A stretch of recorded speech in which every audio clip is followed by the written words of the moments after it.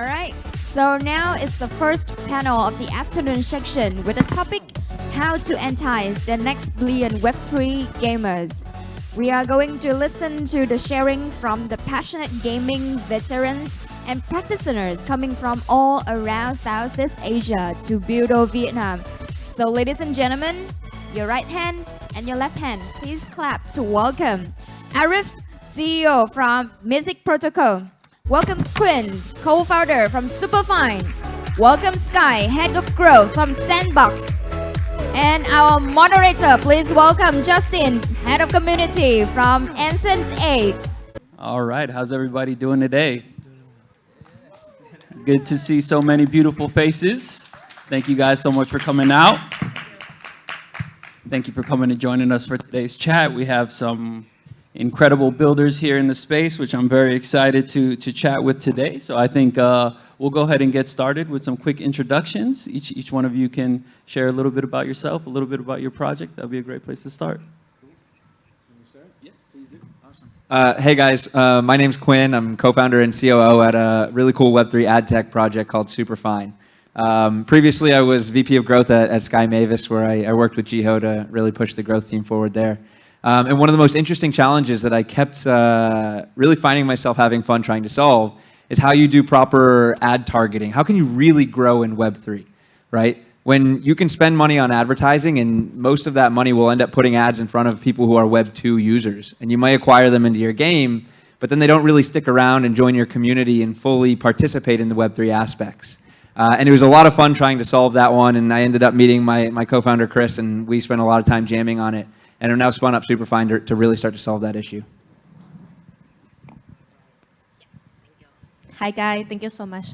My name is Sky and from the Sandbox game. Yeah, we are the virtual open world that we try to help the player to be creator, and then you can build, monetize, and the all game asset with NFT.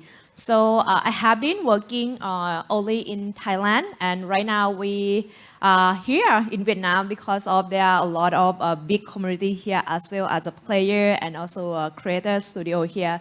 So we try to make sure that how we can gather together in our Web3 as a growth market in Southeast Asia, and how we can stick in together not only like Vietnam first time, and I think we get a lot of like warm welcome to see here, and we'd love to share more with all the panelists here today. Thank you. Hi, thank you. Thank you for the opportunity. Hi, my name is Arif. I'm coming from Meetup Protocol. I was based in Indonesia. So we're coming from the biggest game studio in Indonesia, and currently we're building Meetup Protocol. I think it's still in stealth at the moment. So I think in short, Meetup Protocol is more like we try to build what we call collaborative universe. So like how you could build together a universe, maybe like imagine like Star Wars, but everybody could build their own planet. And because it's registered on top of the blockchain, so the ownership is kind of proof, and then everybody could expand the universe. But we start also with our like canon official content. So we'll start with the first game. Mainly it's a co-op ARPG. So imagine like Diablo, but with guns. So we also have like people coming from the Diablo team also working on the project. Yeah, so I think more will be coming up pretty soon. Thank you. Really nice to be here. Awesome, awesome. Diablo with guns. That sounds like a good time to me. All right, so actually, just to give a little background here before this panel, I wanted to make sure that we ask some questions that the community is really interested in. I know we have some really smart people here today. So I actually went around to a couple different communities of some of the OG players and builders in the space to ask kind of what they might be interested in hearing about today. I even penetrated Mr. Chris's Twitter space for a little bit and asked them a couple questions to recommend. So we had some really great questions come up. So I think I'll start with the first one here, which is the community is interested in knowing what are some of the latest innovations that you guys are excited about in the categories of gaming, identity, or social-fi for Web3. Okay. Yeah, you guys can I think for me, honestly, on the Web3 side, I'm not really that updated because in the past, like 3 to 4 months, I'm mainly occupied with AI. Yeah, so I think the main interesting thing is that the AI revolution because of the AGI, the generative AI, the general AI is actually very interesting, and we start questioning on how the combination of AI and Web3 could actually mix. Because in some of technology purpose, Web3 or especially blockchain solve trust. So in an ecosystem where there is no trust, the blockchains actually install trust, even though every individual, every actors in the system is distrust each others. So Web3 solve that, but AI actually solve capability gap. So for example, like in the context of games, what kind of trust problem that could be solved by blockchain? Maybe in the game industry, it's a creator trust, because usually creators don't trust other creators. So maybe like blockchain able to trust it, because gamers and publishers relationship actually is very trustworthy even in Web2. So there's no problem of trust.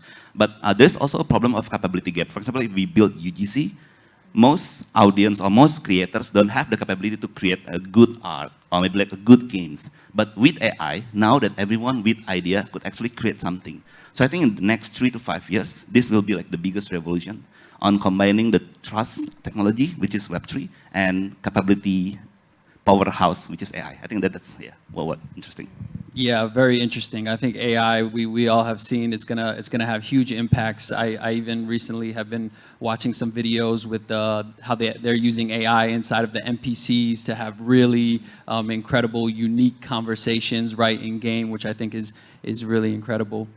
Yeah, how about yourself? Yeah, I think it's pretty like excellent to bring up about the AI, because even in the sandbox we have a huge ecosystem, and one of important player is creator and the agency studio.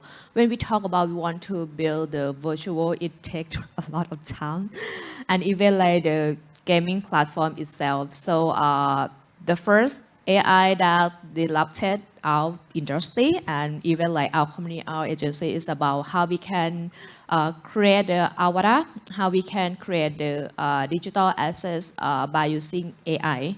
So somehow we have some discussion together. Either this AI will be replaced or the agency or not. But actually, it helped a lot for agencies to focus more the quality of work, and then they can have more time by using AI to create some small thing. Because if we realize to build up the open world or the metaverse itself, or gaming, they have a lot of the assets, a lot of like component that you have to build together. So I pretty like encourage. One thing is AI, and the second thing is will be a bit go back for the NFT itself, because it will be linked about the interoperability. So the important thing, and I think it still work right now, is about the NFT itself, how we can like sell, buy, and trade across the platform. This is help a lot of not only just the sandbox, also another platform that we can share and exchange. How we have been done with the concept of NFT and interoperability, how we can match the NFT profile picture itself to be like the avatar in the sandbox. So this is how we can like share and find some synergy between both two platforms and make the huge and real impact for the user itself to see the value of the NFT and the capability that they can across the world. Yeah. Yeah, so that makes a ton of sense, especially in the sandbox, which is a huge user-generated creation platform. I know myself, I took a swing at creating some assets in the sandbox maybe sometime last year, and I felt like without the kind of a little bit of design background, it was quite complicated for me to be able to do it, but I loved like just turning on YouTube videos and watching some people create. But I can definitely see how AI will definitely make that process a lot more streamlined and a lot easier for the creators to have the idea and then the AI to supplement and actually help bring it to life. So I feel that's probably going to speed up for you guys a lot of the creation process also, which is really interesting. Yeah, so Sky, I actually just kind of want to double click on that. So there's almost plans to have like an AI level builder for UGC, is that right? Yeah. That's extremely powerful, really cool. Okay, cool. I think from my point of view, there's almost two ways to look at this question around what are some of the exciting innovations. I think there's the perspective of the gamer, and then there's the perspective of builders, right? Absolutely. Yeah. And so from the gamer side, I think the most powerful innovation is one that they actually don't really know is coming, and it's kind of this idea of like obfuscating away the Web3 aspects, right? I know there's a lot of teams working on it. Ronan team is working on a really awesome social login as well. But I think we win. The day we win is the day that my mom, who's 60 and plays Candy Crush, can start playing a Web3 game without having to deal with any of the chunky onboarding, right? And I think that stuff's really, really close around the corner. From the builder side, the innovations I'm really excited about actually are specifically on the growth side of the equation. Growing in Web3 is like, it's hard. And it hasn't really been like formulaic yet. There are teams that have figured it out, but when we look at growing in Web 2, it's like, it's a proven kind of growth meta, right? There's this like performance marketing, you spend on ad spend, you know what you're going to make in an LTV per user, and you can calculate it back out. I think solving that next Web3 growth meta is the thing I'm most excited about, so that then every game coming after can actually just copy paste what it means to grow in Web3. Yeah, that makes a ton of sense. There really isn't much proven planning as of this point. So, which is why everyone here is part of the innovation process. Awesome, really great answers there. Really appreciate your guys' insights. So recently we've seen kind of, at least in the Twitter sphere, which can be a bubble in a sense, but definitely the place where we see a lot in terms of, I guess, of sentiment, at least for a lot of the OG community. There's kind of been recent sentiment that some players are saying that just owning digital asset ownership is in fact not a strong enough narrative to actually attract traditional gamers to Web3. So I'd just like to hear from within your guys' own communities or within your own game ecosystems, are you guys seeing that to be true? Do you think that there in fact needs to be a play to earn capacity in order for players to be interested? Or do you actually see that with your onboarding there are players that are actually very interested in the true ownership of their digital assets? I think ownership of your digital assets in a game is such a paradigm shift that a lot of gamers who haven't experienced it really can't understand what the benefits of it that it actually bring, right? But like ultimately, if we're kind of just describing it as ownership of your assets, then I think a lot of players will kind of get turned off by that, right? But I think if you can actually start to draw out parallels to the real world where like ownership actually really does matter, and we've always forever just had this concept of physical item ownership, right? But like I grew up playing baseball. I always owned my own baseball glove. I didn't want to use someone else's glove, and I still have that glove today. It has zero market value, but it has a lot of nostalgic value to me, right? And like even just me saying that sounds so basic to everybody in this room because the concept of ownership in the physical world is just so native to us. But when you can start to let gamers experience that exact same feeling of ownership in their virtual worlds and in games specifically, I think there's a light bulb moment for everybody. And so it's really almost fixing the marketing around that, and the way we position that as we bring it to market will be what really is the unlock for a lot of players. Agreed 100% there. I think when we talk about like true digital ownership, we cannot like take it away from the decentralized, just frankly. But there still have something that we want to make people like, okay, play to earn, and what you earn is like the digital asset that you can earn. But the important thing is about like how the user or player really care about like the assets itself.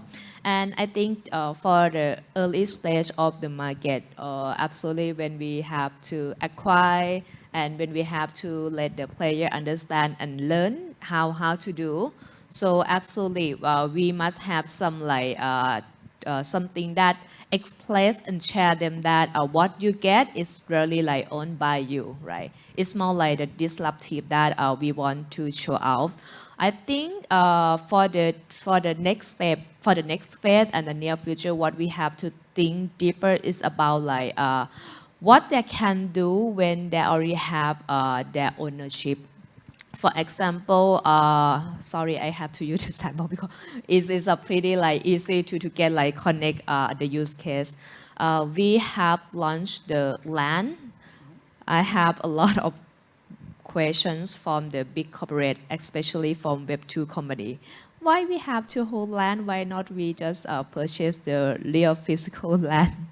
They don't see any value, so we just like mapping the ecosystem, how the digital assets can be used, not by the sandbox. So when you own the digital asset, that's we call land, so you can access to the infrastructure that you can build game, you can build any like interactive event, and all the asset will be like held by you, and then you can monetize without like us to disrupt it.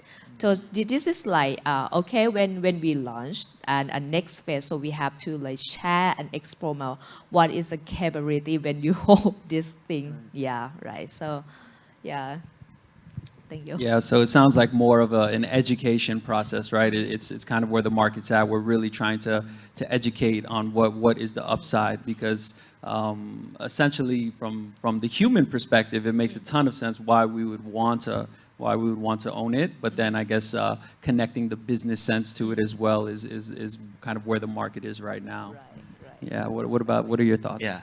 Actually, we did a research on this key question, I think around January last year. So what we did is that because our main market is the US market, so we gathered like 2,000 people and then give like questionnaire about the value of decentralized ownership at that time. Because so the interesting key insight that we get is that people, the gamers, care about ownership, but they don't care whether it's decentralized or centralized. They think that they own the Steam account. They already own it. So they don't understand the concept behind centralization and then how the company could like go on and everything. But they think they own. So they care about the ownership. They don't care about the centralization or decentralization. Maybe until like market education things that happen, like some big centralized organization that going bad thing, then they will realize. But one thing that we realize is that they actually care about what you said, Quinn, earlier. We call the concept of legacy.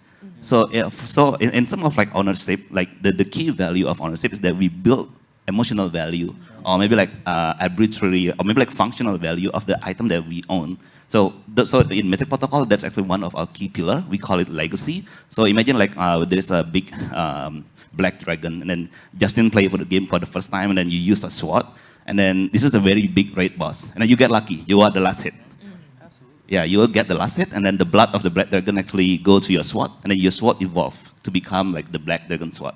And that's the only sword on the whole server that have that trait. Even though you are a level 10 players, but that legacy is called, or they call it Justin Black Dragon Sword. So even though like someone wants to buy like for 100K, you still have emotional attachment that this is yours, right? Yeah. So that players care about that one. It's a provenance, yeah. So we call it legacy. I think that's what our key research insight. Actually, there's a lot, but yeah, that's one of the insight, the main insight that we use as pillars in our games. Justin, I'd love to ask a question, man. Thank you. Okay, super interesting that you guys even did a study on this and captured some research.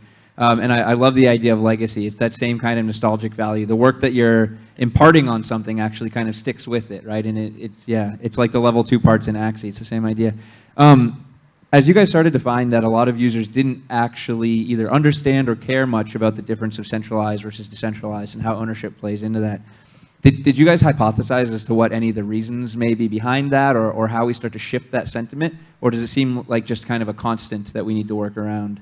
I think the biggest issue is still the same on the financial industry, like what you said earlier also, the cost to educate the market that I cannot say it in public, that the current financial system is not really that sustainable. It's very high.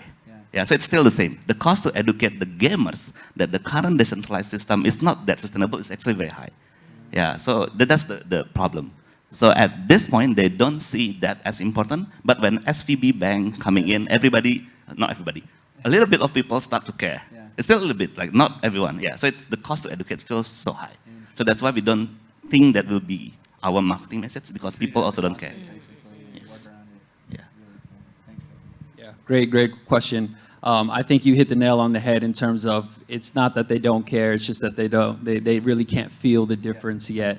And I also personally feel that may also be a UI UX thing as well. Like once players are onboarded into a Web3 ecosystem and they don't even feel that they've been onboarded into a Web3 ecosystem, and then they go through the game, they collect items, and then there's some way for them to realize that they can just easily trade or sell the items in a way that's very frictionless, then they will realize the importance of, oh, okay, I actually own this, and it has a use case outside of me just using it within the game that I also believe will start to trend at a point and really be a pull for players to be excited about. Yeah, I mean, there's a watershed moment around the corner, right? I always like to think about how when I was growing up, my mom didn't know how to use email. and she would ask me to help her with her emails. And nowadays, of course, she knows how to use email. If you don't know how to use email, you're kind of disconnected from the world, right? So email had this watershed moment. Yeah. And I think, you know, it's just around the corner for what we're building as well. 100%, 100%. All right, you mentioned the word centralization as well, so it kind of leads into another question that was asked. Do you guys believe that Web3 gaming right now is still too centralized? If so, how do we make it more decentralized? Or do you believe that we need to trend towards more models similar to the traditional gaming models? Anybody can feel free to jump in there. When we came to Web3, like I remember November 2021, we came with a very big idealism of what Web3 is, like decentralization, like very lean towards socialism. So that's our key value, how to spread the upside to all the community. But in the end of the day, Web3 industry is still funded by capitalists, right?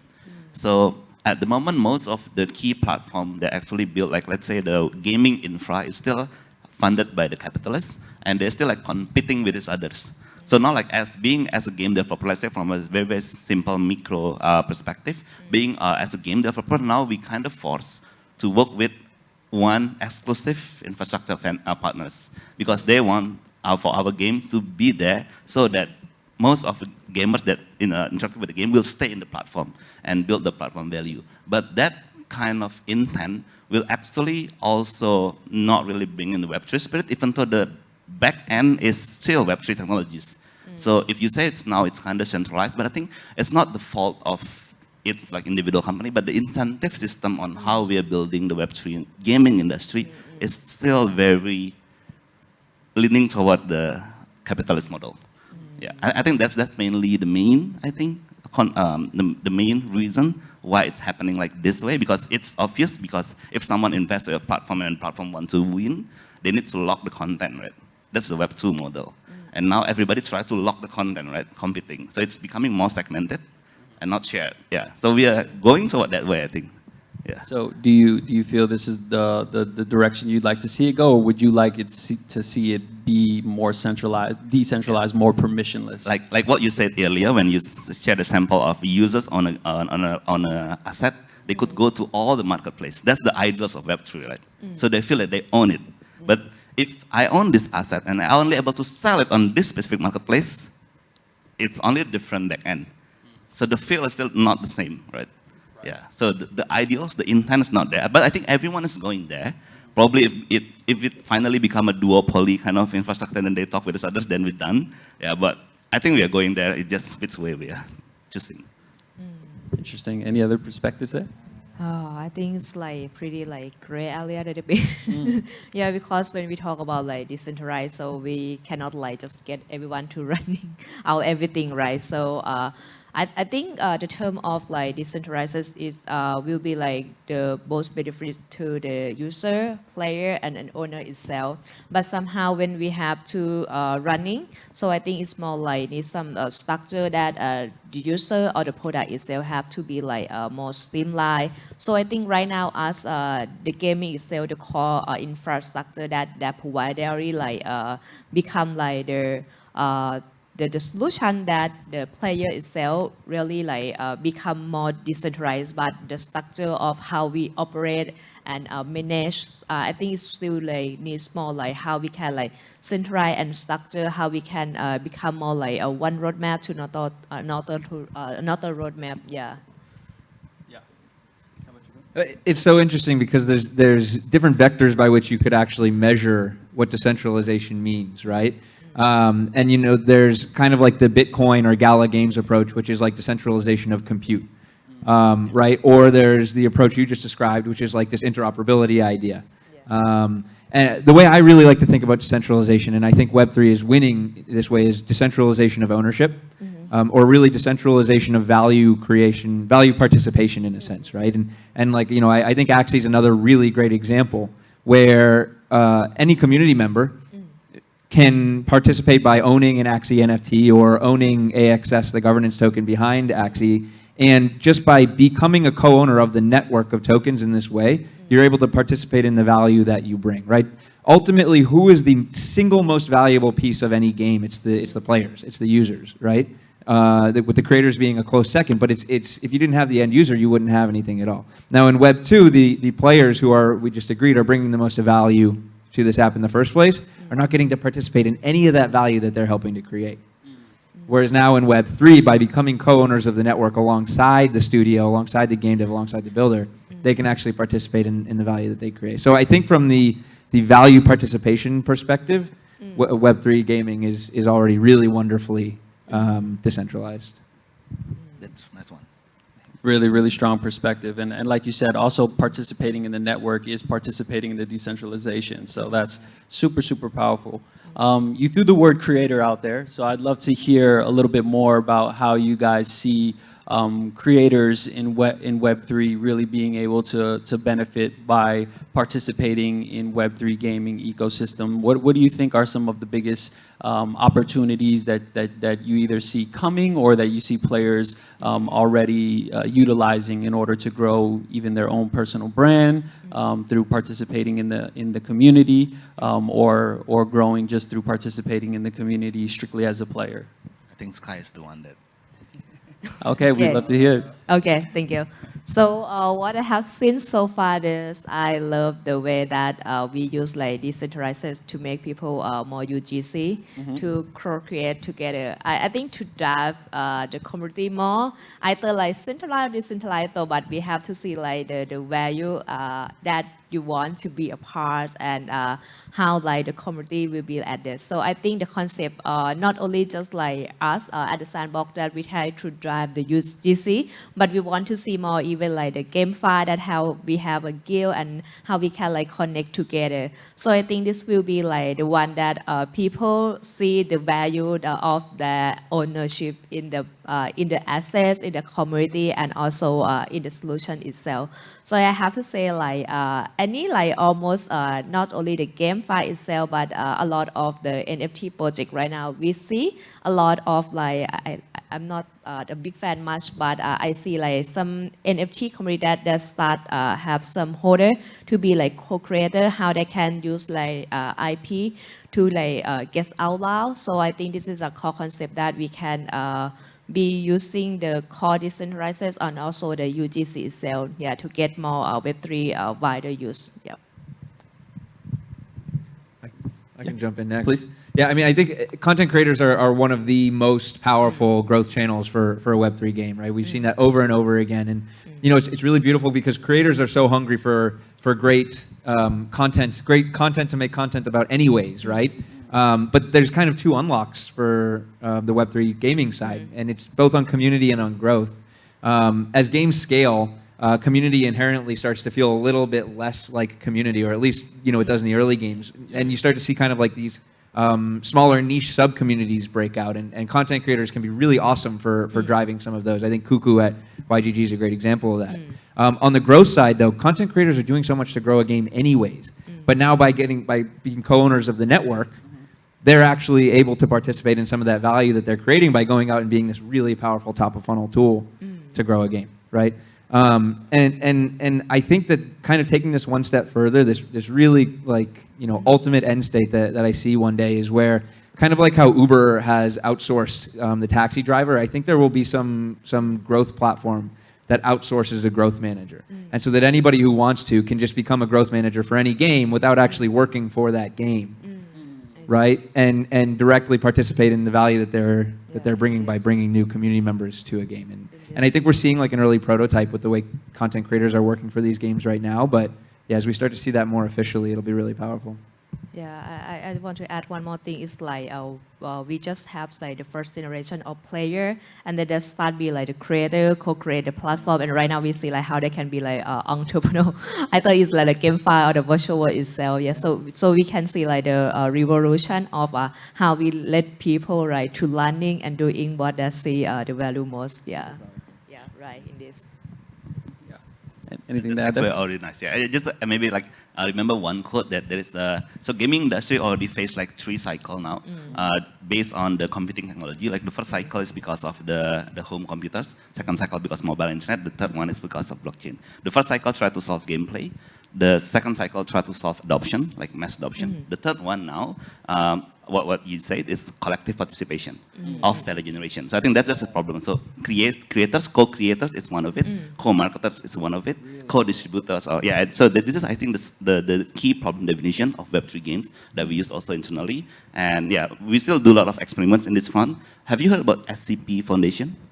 SCP Foundation. I'm not so familiar. it's a Web2 platform. Imagine like a wiki, shared wiki, where everybody could create a horror, a thriller story, and then it's actually very big. I think like 2 million community that actually writing. And when you go to YouTube and then search like SCP kind of thing, like every week there's like 10 million views.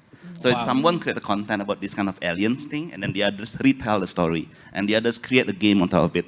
So I think that's what one of the idea that Mythic actually based on. So we try to bring that to Web3 and then add AI element. So even though I cannot do good English, I could write pretty good. Yeah. So I think that's one of the idea. Really interesting. Yeah, and I think obviously with blockchain as well, right? It's such a data gold mine, right? There's so many more metrics that can be tracked. So many smaller things that creators can do within the community. And I've seen something within our own community at Ancient Eight. The community steps up more when they realize that it's easier for them to be recognized for their effort in the community, and it actually incentivizes them to want to even step into being more of a creator as well. It's a lot easier to recognize members through the data that's available, which is like a marketer's dream and a company's dream in a sense, to really be able to appreciate and reward those high quality community members, and those people a lot of the time turn into your biggest creators, and yeah, absolutely, evangelist creators, which is really exciting. All right, I think we're coming up to the 10-minute mark here, so I think we got time for one more question. Speaking of communities, what do you guys find that's working right now, creative ways or things that your team is focused on for building community, especially right now in the down market cycle? Can I start? Absolutely, please. Okay, so I kind of like be a part of their community first. Okay. And then let understand them, right? And then this is the way that we put them into our community. So I can share more about like right now our growth metric is about like the user itself can be the creator, because from the data we can see most creator will be the one who hold on for more than a year because they have a project behind. So we just start thinking about like how we can grow the artist and creator. So right now in the market we have a lot of grammar for play to earn, and we have like some few creator, right? So what we have been done is like just be a part of like the Web2 community itself, or somehow we can like be a part of the Web3 NFT community that they can learn and how to use either their project on our platform. But this is the way that not just only like be a part of try to invite them into the community, but you can learn and understand more what is really like need for the market itself. So I think this is really like lesson learn how we like growth in the market recently. Yeah. Absolutely. Eric, anything to share there on that? No, I'm still learning in this space. We did a lot of like experiment on community building in the last 1 year. Okay. Mostly failed. Oh, really? Yeah, I think the attention span of the community is very short. It is, so I for think sure. it's best to play like burst cycle rather than maintaining a long-term community at this point in time. Especially for the Web3 retail investors community. For gamers, it's pretty different. Yeah, but for Web3 retail investor community, that's what we kind of feel and then factually already tested. So it's best to launch a very short burst project rather than try to maintain, unless we could able to build the value first. Yeah, I pretty understand frankly, because another part of creators, we still have a player, and every time we come, we have to create the stickiness of the content, and we have to create like the retaining, otherwise the cost of acquisition will be go high, right? When we get and then we cannot retain them. So what we have to do is the most creative content are the best game as we can build. Like, yeah, I can see like the short life cycle of the gamer itself. Yeah. Yeah, yep. That always works. Easier said than done, but yes, right? Yes, That's the way. however. That's the way.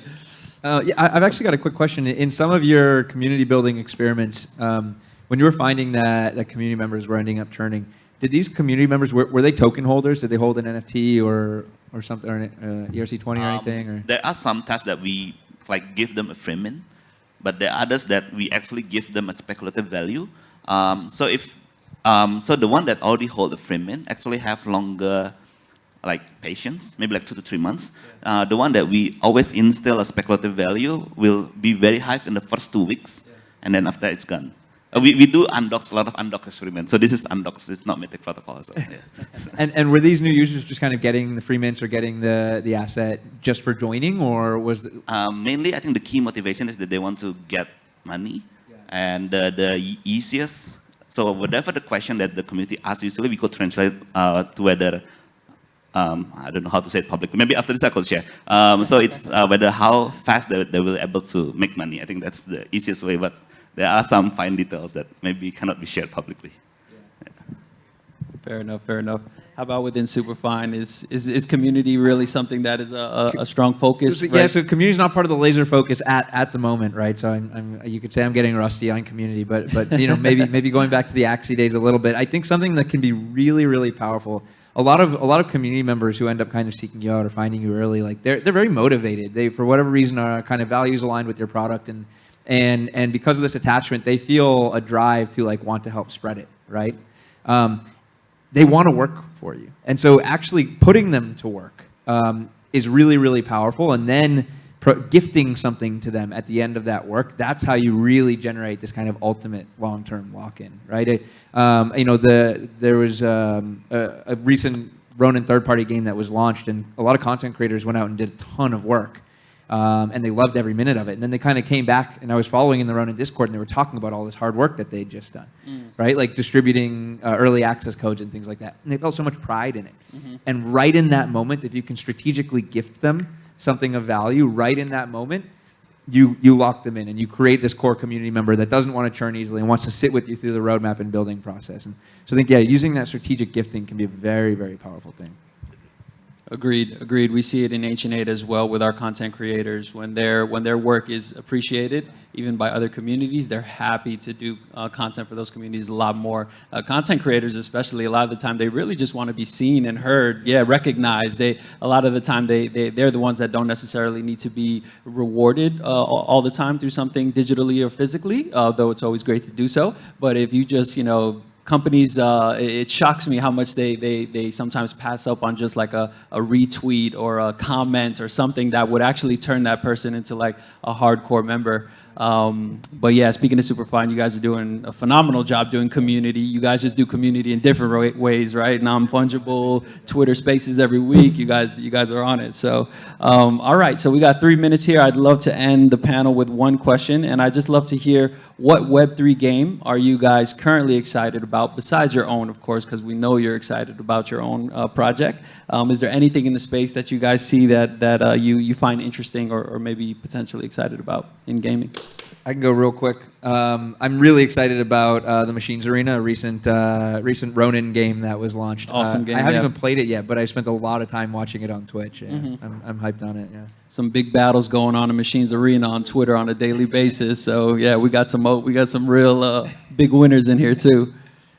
Anything that you guys see in the space that you find pretty interesting? Actually, not a specific project, but what I see, right, we have a lot of like NFT digital asset, but right now I saw a lot of like my Web3 partners that are licensing, commercializing their IP, and also how Web3, my big brand partner want to get into the Web3 by they just a single together, like Web3 artists and a Web3. So that is miracle to me, so I can see how they bring together. So not specific project, but I start seeing the trend right now, how they work and collaborate together. Yeah. Very exciting, yeah. I think for me, I will use a very personal preference. Like since childhood, I play a lot of like console game, and mainly it's a Japanese game. Yep. And now a lot of like the big Japanese company actually going to Web3. And then especially I'm looking forward for most of the game, but especially I really love like Square Enix, so I'm really looking forward to what will they do on combining the games Web3. I think that's one. Awesome, awesome. And for myself, it's also a game within the Ronin ecosystem, which is Battle Bears. Our community is having a ton of fun playing Battle Bears right now. Yeah, it's good fun. A lot of good competition going on there as well. All right, I think we're going to go ahead and wrap things up here for the panel. Thank you guys so much for sharing your time and sharing your knowledge with us here today. And hope to see you guys around the rest of the event. Thank you so much. Thank you, guys. Thank you. Thank you.